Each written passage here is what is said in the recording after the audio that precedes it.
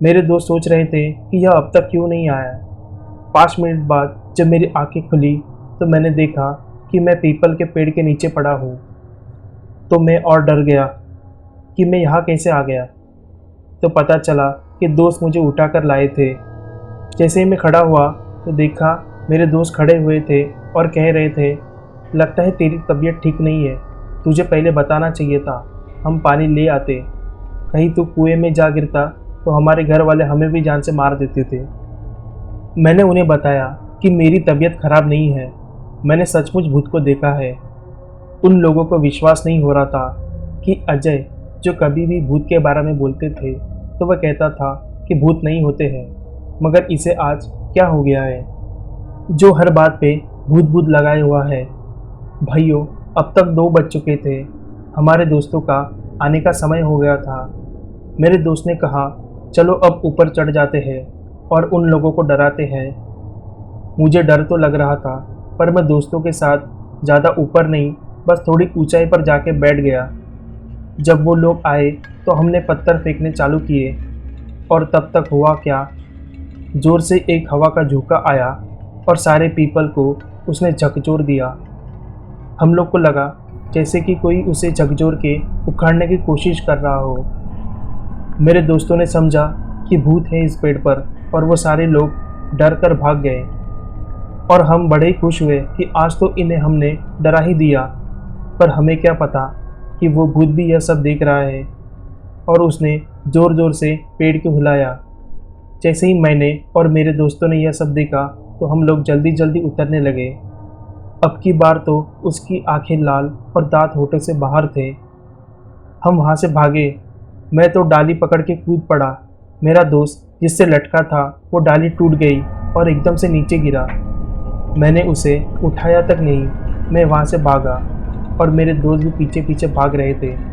बस फिर तो हमने मुड़कर नहीं देखा। घर आके ही हमने दम लिया। हमने देखा कि हमारा दोस्त नीरज नहीं दिख रहा है, तो हमने उसे उधर से लेट आते हुए देखा। वो आराम आराम से आ रहा था। उसकी आंखें लाल हुई थी और हाव-भाव भी बदले हुए नजर आ रहे थे। हमने उससे पूछा कि नीरज क्या हुआ, तो उसने कुछ नहीं कहा, बस हमारी तरफ देखकर चला गया और जाकर सीधे अपने चबूतरे पर जाकर बैठ गया। उसके हाव भाव बदले और आवाज़ भारी से हो गई थी। जब घर के सब लोगों ने उसे देखा तो पूछने लगे कि कहाँ गए थे तुम लोग। तब मेरे दोस्त सुरेश ने सारी बात बता दी। तब हमारे चाचा जी ने कहा, मैं हमेशा मना करता था इन लोगों को कि पीपल के पेड़ के पास मत जाया करो, पर यह लोग मानते ही नहीं थे। अब देखो इसका क्या हाल हुआ है। अब जाकर भगत जी को बुला के ले आओ। हमारे गांव में एक बाबा है शियाराम, जो हनुमान के मंदिर में रहते हैं और पूजा करते हैं। वो तंत्र मंत्र इन चीज़ों में माहिर है, इसलिए उन्हें लोग भगत जी के नाम से बुलाते हैं। तब मैं जाकर मंदिर से भगत जी को बुलाया। भगत जी ने मुझसे कहा कि पहले कुल्ला करो और जाकर हनुमान जी के मंदिर से राख लेकर आओ। मैंने राख ले ली। तब तक भगत जी ने कुल्ला करके अपना कमंडल उठाया और चल दिए। मैं भी उनके पीछे पीछे चल दिया। भगत जी वहाँ पहुँचे और पहुँचते ही समझ गए और कहा, भाई तुम यहाँ क्या लेने आए हो। वो चुप रहा, कुछ बोला नहीं। तब भगत जी समझ गए कि तू ऐसे नहीं बताएगा। भगत जी ने धरती के पैर छू कर बैठ गए। उन्होंने मुझसे राख मांगी तो मैंने उनको राख दे दी। उन्होंने कुछ मंत्र बोलकर उस राख को उसके ऊपर फेंक दिया और कमंडल से कुछ जल के छींटे भी मारे उसके ऊपर। उसका कान पकड़ के वे बोले, बता तूने इस लड़के को क्यों पकड़ रखा है और कौन है तू, कहाँ से आया है।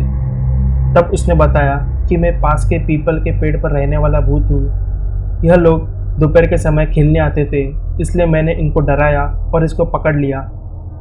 भगत जी बोले, तो पीपल को छोड़कर कहीं और दूर जंगल में चला जा, और वो पीपल बच्चों के खेलने के लिए है। पर मैं कहाँ जाऊँगा, वो बोला। तब भगत जी ने कहा कि तू ऐसे ही चला जाएगा या फिर निकालूँ अपना वज्र। और भगत जी की आंखें लाल हो गई। तब भूत ने कहा, अब मेरा कान छोड़ोगे तभी तो मैं जाऊंगा। देख कितना अच्छा बच्चा है, इतनी जल्दी समझ गया। एकदम नीरज हिला और वो नॉर्मल हो गया, जैसे कि अभी सोकर जगा हुआ हो। तब भगत जी ने कहा, जाओ, अब पीपल वाला भूत भाग चुका है, अब तुम कभी भी जाकर उस पेड़ पर खेल सकते हो।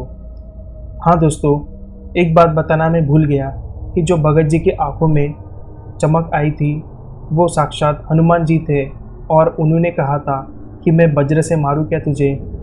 तो प्रेम से बोलिए, संकट मोचन हनुमान जी की जय। तब से हम लोग भूतों पर विश्वास करने लगे हैं और उनसे अब डर नहीं लगता। जब भी डर लगे तो बोलना, जय बजरंग बली की जय। दोस्तों, अगर ये वीडियो आपको पसंद आया है तो लाइक और शेयर करना ना भूलें। आपके विचार हमें कमेंट के माध्यम से बता सकते हो। अगर आप बजरंग बली के भक्त हो तो चैनल को सब्सक्राइब और बेल आइकन दबाना ना भूलें। जय बजरंग बली।